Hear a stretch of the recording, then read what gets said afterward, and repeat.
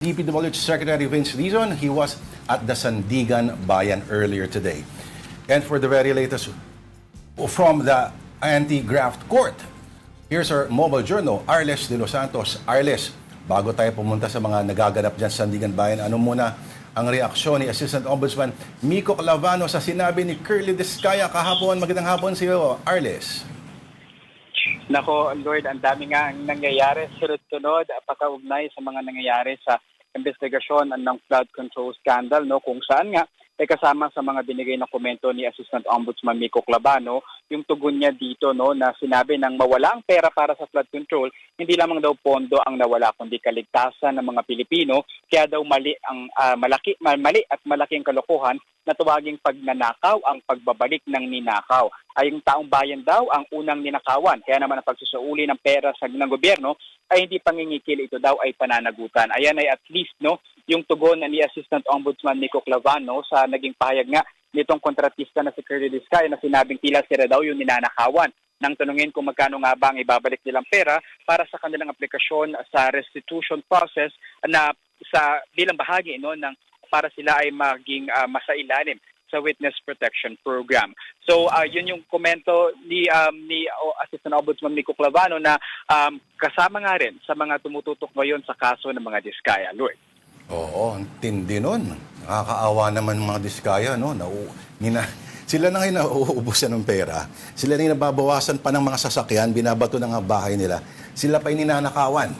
Okay, anyway, sino yung mga notable personalities who appeared at the Sandigan Bayan earlier today, Arles?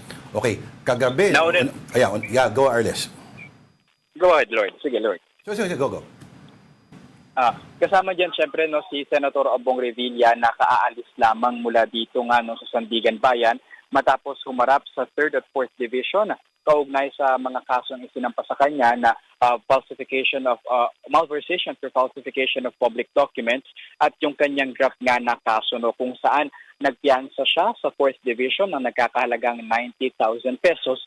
Yan yung para sa kasong graft, no? Pero yung sa 3rd Division naman, no bail yun at tinatasan nga na magtungo siya sa Quezon City Jail kung saan yun yung magsisilbing detention facility niya pansamantala habang nililitis niya ang dating senador. Sinubukan nilang i-apela yan, Lord, no? At sinabi na baka daw maaari na manatili na lang itong si Revilla sa PNP Custodial Center sa Crame, pero kasi ayon kay Secretary John Vic Remulla, ito daw ay under renovation. Kaya imposible na doon ito ilagay. Pero ang diringgin ang apela ng kampo ni Revilla sa Biyernes, January 23. Actually, paglilinaw lang, Arles, sa press con kanina ni Secretary John Vic Remulla, sabi, i-demolish na pala yun. O yung custodial center niyo kasi hindi na raw kasya. So ganun karami yung mga may atraso sa bansang ito. At mukhang tatayuan daw ng bago. At nakikipagkonsulta raw sila sa DPWH para dito sa permit. DPWH na naman. But anyway, si Revilla daw will be transferred to the new Quezon City Jail sa Payatas for detention. Arles, ito yung pinuntahan na tinuro mo kami dati? Naalala mo ba? Yes. Doon, Lord.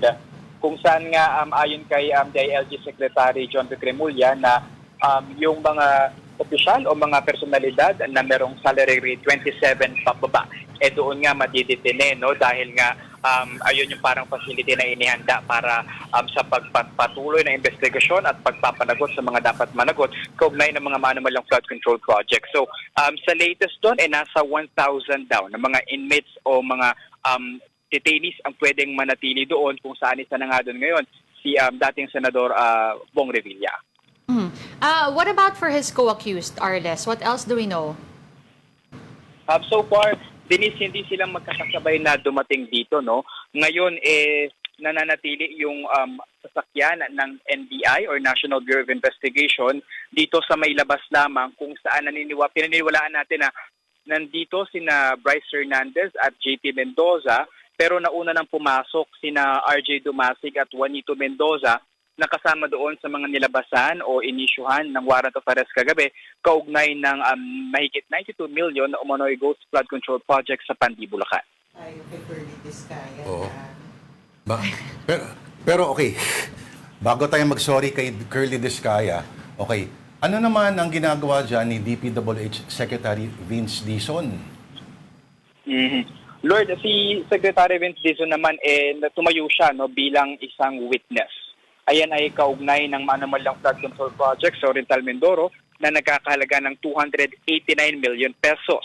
Kasama diyan sa mga accused o akusado sa kaso na ito, si Representative Zaldico at siyang pang-opisyal ng DPWH Mimaropa. Yung kaso nila ay corruption at malversation of public funds na parehas or isa na non-bailable na kaso. Sa listahan din ng mga akusado, si DPWH Region 4B, Regional Director Gerald Pacanan at si Planning and Design Division Officer in Charge na si Montexis Tamayo. Ayon kay Dizon, malakas daw ang kanilang ebidensya para sa mga kaso, isa sa mga dahilan kung bakit kasama siya mismo sa mga testigo nitong pagdinig patungkol sa umano'y issue ng flood control project sa Oriental Mindoro. Pa rin ba yung mga supporters si Bong Revilla sa labas? Oo nga, na may madami hawak pala na nung mga papel na placards at nakakulay puti pa talaga.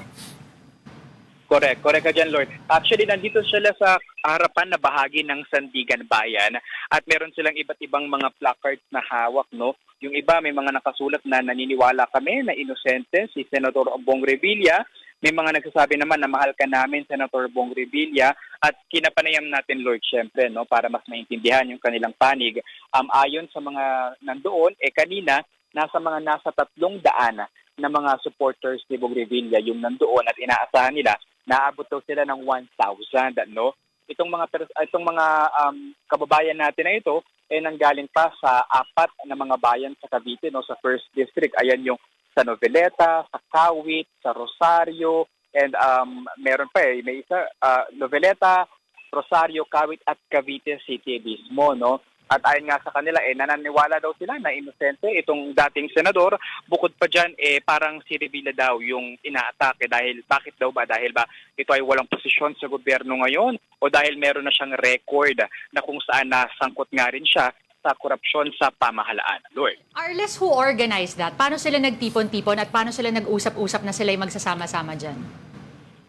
Ayan yung hindi natin nakuhang impormasyon, Dennis, Kasi kanina, habang yung iba nakatayo, yung iba naman nakapila na doon, sila ay magkakasama, may ilan pa rin ang mga dumadating separately. So we cannot confirm kung, alam nyo, may mga alegasyon na baka mga hakot or mga kasama sa mga partido or supporters, but at least for them, parang pumunta lang talaga sila dito to support at hindi sila nagbigay ng tugon kung sino yung nag-organize para pumunta sila rito.